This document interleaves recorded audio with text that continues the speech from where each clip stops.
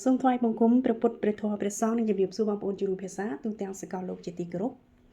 នាងខ្ញុំសូមចែករំលែកវីដេអូខ្លីៗចែកជូនបងប្អូនបច្ចុប្បន្ននេះសូមពលរដ្ឋខ្មែរទាំងក្នុងនិងក្រៅប្រទេសសូមចូលរួមស្វែងយល់អាវុធទិព្វរបស់យើងអ្វីទៅអាវុធទិព្វរបស់យើងគឺកិច្ចព្រមព្រៀងស្តីពីដំណោះស្រាយនយោបាយរួមមួយនៃចំនួនកម្ពុជានេះឯងណាបងប្អូនគឺកម្ពុជា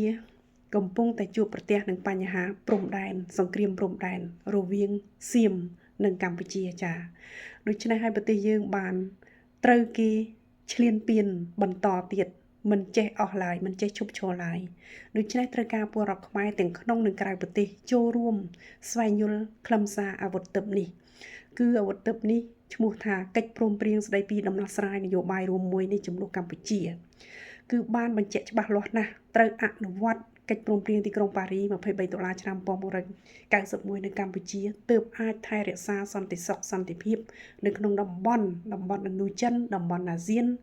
តំបន់ទន្លេមេគង្គតំបន់អន្តរជាតិបានបើមិនដូច្នោះទេគ្មានទេសន្តិសុខសន្តិភាពនៅក្នុងតំបន់និងអន្តរជាតិ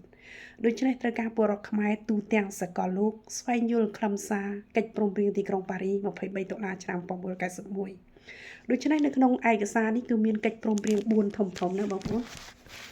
កិច្ចព្រមព្រៀងទី1គឺកិច្ចព្រមព្រៀងចុងក្រោយនៃសន្និសីទប៉ារីស្តីពីកម្ពុជាដែលនៅទំព័រ46ដល់49មាន15ចំណុចចាមាន15ចំណុចគឺកិច្ចព្រមព្រៀងនេះគឺពិភពលោកទទួលស្គាល់ខ្មែរចាទទួលស្គាល់ទាំងបូរណភាពគឺព្រំដែនទឹកគោកអាកាសរបស់ខ្មែរគឺត្រូវតែឯករាជ្យមិនត្រូវឲ្យបរទេសណាមកឈ្លានពានជាដាច់ខាតទទួលស្គាល់ទាំងអធិបតេយ្យភាពគឺការដឹកនាំនយោបាយក្នុងនិងក្រៅប្រទេសរបស់ខ្មែរគឺត្រូវតែឯករាជ្យមិននៅក្រោមបញ្ជាបរទេសណាជាដាច់ខាតចាទទួលស្គាល់ទាំងពលរដ្ឋខ្មែរត្រូវមានសិទ្ធិសេរីភាពបញ្ចេញយោបល់បញ្ចេញមតិចូលរួមគិតគូរពីប្រយោជន៍ជាតិធ្វើខ្លួនជាម្ចាស់ប្រទេសចាចូលរួមធ្វើនយោបាយដោយយកច្បាប់ជាតិនិងច្បាប់អន្តរជាតិជាគោលប្រកាន់ខ្ជាប់សិលសមាធិបញ្ញាជាប់នឹងខ្លួនជានិច្ចនិងការមិនវិនិច្ឆ័យជាប់នឹងខ្លួនជានិច្ចចាដូច្នេះសំខាន់ណាស់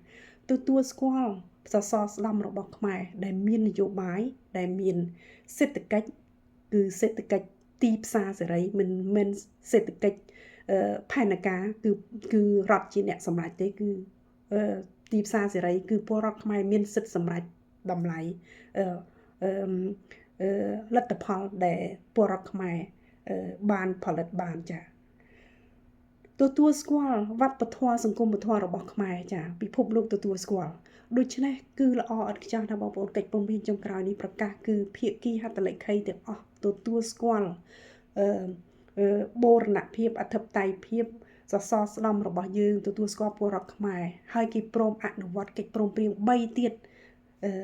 ដែលនាងខ្ញុំនឹងអានចែករំលែកនាងខ្ញុំនឹងប្រាប់ចំណងជើងកិច្ចព្រមព្រៀង3ទៀតចា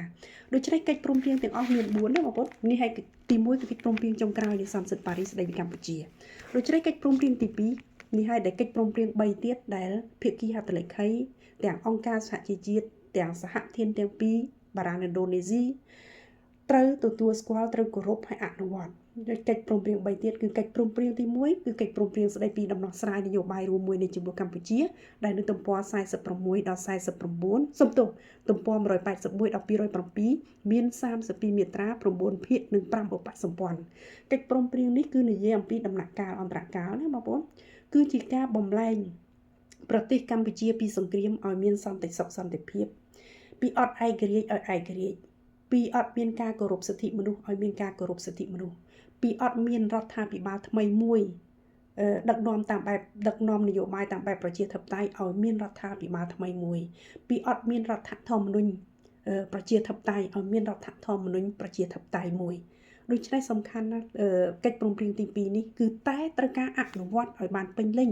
បើមិនបានអនុវត្តឲ្យបានពេញលេញទេគឺมันអាចកម្ពុជាមិនអាចឯករាជ្យមិនអាចមានសន្តិសុខសន្តិភាពដោយពិតប្រាកដបានឡើយណាបងប្អូនដូច្នេះសំខាន់ណាស់បន្ទាប់មកកិច្ចព្រមព្រៀងទី3ចាកិច្ចព្រមព្រៀងទី3ដែលភាគីហត្ថលេខីសន្យាថាអនុវត្ត 3ទៀតគឺទី1គឺកិច្ចព្រមព្រៀងទំព័រ181ដល់207កិច្ចព្រមព្រៀងទី2គឺកិច្ចព្រមព្រៀងតាក់ទិនទៅនឹងអធិបតេយ្យភាពឯករាជ្យបូរណភាពនិងភាពមិនអាចរំលោភបាននៃដែនដីអព្យាក្រឹតភាពនិងឯកភាពជាតិកម្ពុជាបច្ចុប្បន្ននេះយើងត្រូវការកិច្ចព្រមព្រៀងនេះឯងយកបកការពារណាបងប្អូនត្រូវជំរុញឲ្យភាគីហត្ថលេខីទាំងអស់គោរពហើយអនុវត្តកិច្ចព្រមព្រៀងទី2នេះដែលគេបានសន្យាណាបងប្អូនដែលនៅទំព័រ100សុំទោស207ដល់274មាន8មាត្រាចាដូច្នេះ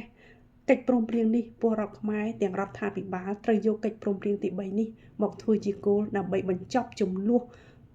ភូមិសាស្ត្រនយោបាយបញ្ចប់សង្គ្រាមឈានពានសៀមមកលើទឹកដីយើងចាបន្ទាប់មកកិច្ចព្រមព្រៀងទី3ដែលភាគីហត្ថលេខីសន្យាគឺកិច្ចព្រមព្រៀងនិយាយអំពីសេចក្តីថ្លែងការណ៍ស្តីការស្ដារនិងការកសាងប្រទេសកម្ពុជាឡើងវិញរាល់គាត់ស្ដារកសាងប្រទេសកម្ពុជាឡើងវិញ